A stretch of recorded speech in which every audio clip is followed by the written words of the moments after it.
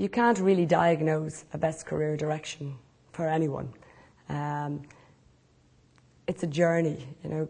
Career is a lifelong process, and what you're really trying to do is encourage the person to look at what their strengths are, what their weaknesses are, and how they can work on them, and how they can make informed decisions kind of going forward. The career counsellor is, you know, you have somebody who is a great ally and a great support, mentor, advisor on your journey, which can be, for a lot of people, it's a very lonely journey, and they don't want to burden their partners or their families or their parents in a lot of cases, and friends with their concerns. So a career counsellor does play a very important role in not just listening, but helping people find the right steps, find the right courses, training, whatever it is that they require for themselves, and encouragement, and acting as I suppose, a referral. You know, you can just pick up the phone and say, okay, I'm looking at this, I'm quite excited about it. What do you think that, you know, is it something I should consider, could consider, that sort of thing? Well, the need for career guidance arises at various stages in a person's life. People are their own experts in their own lives, and a guidance session allows a person to explore questions that would unleashes that expertise.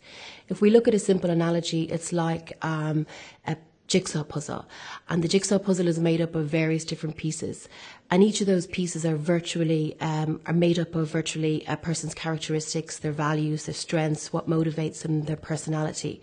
And people need to understand that a job is an extension of a person, and that person is made up of all those different pieces, and it's about trying to find a job that fits those pieces together and unleashes their own inner expertise. Typically, at the beginning of a guidance session, we explore the issues that are affecting a person, particularly those issues that are affecting their own career development or their career choices or their career path.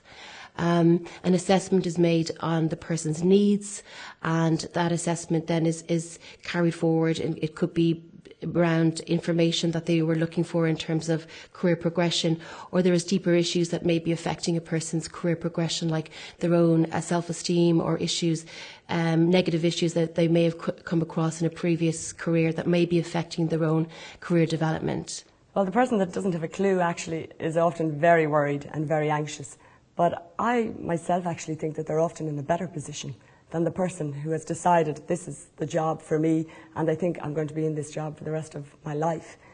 You know, the person that doesn't have a clue, at least everything is open and they're open to all sorts of ideas. And they, I think, are in a better position to look at all their strengths, their weaknesses, and to explore all different avenues. In the initial stage of a career guidance session, it would be all about exploring a person's self. It would be about getting them to identify with themselves and to know themselves, exploring their strengths, their characteristics, their talents, their value systems, their personalities, drawing upon past experiences that they've had in other jobs, and also kind of looking at where they would like to see themselves in the future. What is their dream job, and you know, what it would be the ideal job for them. And then from that stage, from that whole exploration stage, it's about being informed. So it might be about giving information to a person in terms of allowing them to move forward, and moving forward is about putting a plan into action. So those 4 steps are the key to a guidance session, a career guidance session, is knowing yourself, being informed, making a plan and putting that plan into action. And what a career guidance counsellor does is helps a person in a helping relationship push those stages and pushes a person forward in their career development and gets them motivated to making the next step in their career development. One of the most important things that a career guidance counsellor needs to have is the ability to put people at ease, the ability to develop a degree of empathy with them and understanding, and just have a way about them and a manner about them that allows a person to feel comfortable and at ease in talking about themselves and exploring issues that may have affected them in the past in terms of their career. They might be bringing with them an enormous amount of baggage in terms of past experiences with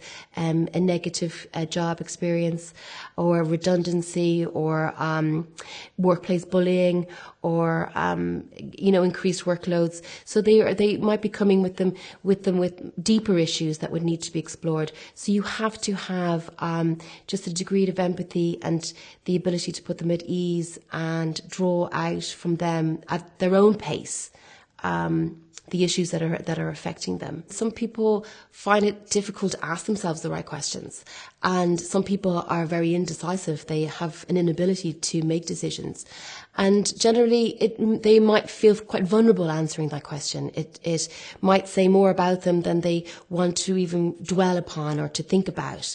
It might expose them in a way, but you have to really ensure with your client that anything that they say to you is confidential, and you've already developed a degree of empathy with them, and that empathy will allow you to draw out information from the client and to explore those issues that may be affecting them at a deeper level in terms of their career progression.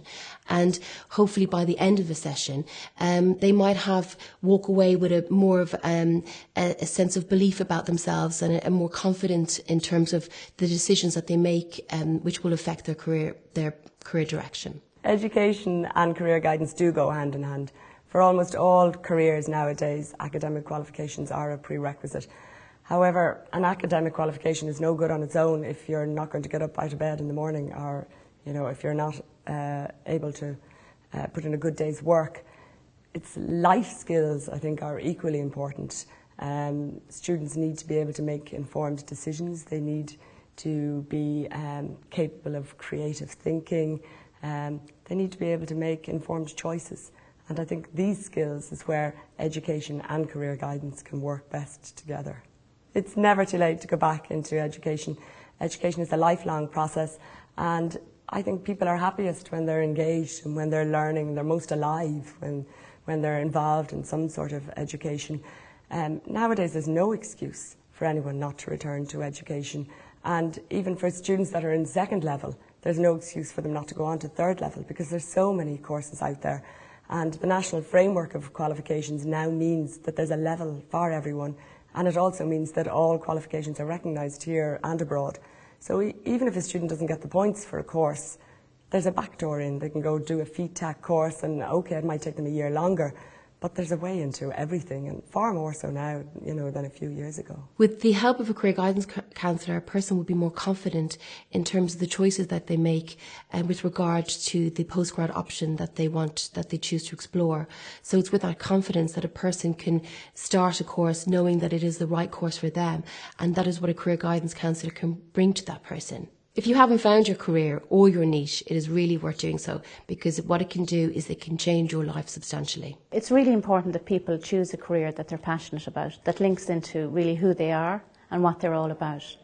And there are loads of gaps in the market, and I think with the recession people feel, I've very little options and there's no jobs, but that's not the truth. If you stick with something that you're passionate about, and we look and investigate different ways to create niches in the market for them, either in a job, full-time, part-time, portfolio working, self-employment. There are so many different options out there. The core thing is to stick with what you love to do and what you're passionate about doing, because then you have an automatic motivation. So you tend to hit the ground running because you want to be there. It motivates you. It links into who you are. Career counsellors have a good knowledge of the labour market, and a very good understanding of it. But they're also tuned into the trends and developments in the market, so they can help people identify the growth areas. So if retraining is in question, they might be able to guide you towards a better course choice or choice of course that would set you up for future employment. So the jobs may not be there now, but with the insight of a career counsellor, they will know where the industries that are developing, where the future opportunities are most likely to be. The advice I'd give to somebody who's looking at changing their career is to really dig deep and find out what they love to do, what are they passionate about doing. Because once you find your motivation, it's like putting petrol into a diesel car. You need to put diesel into a diesel car. You need to identify what it is that floats your boat, that motivates you. and go after that. So if we look at the person as a whole and look at where work may fit into that life, and it might mean doing some work previous before we even identify the work element of the person, and just to see how work fits into the rest of their lives and what they want work to do for them in their lives.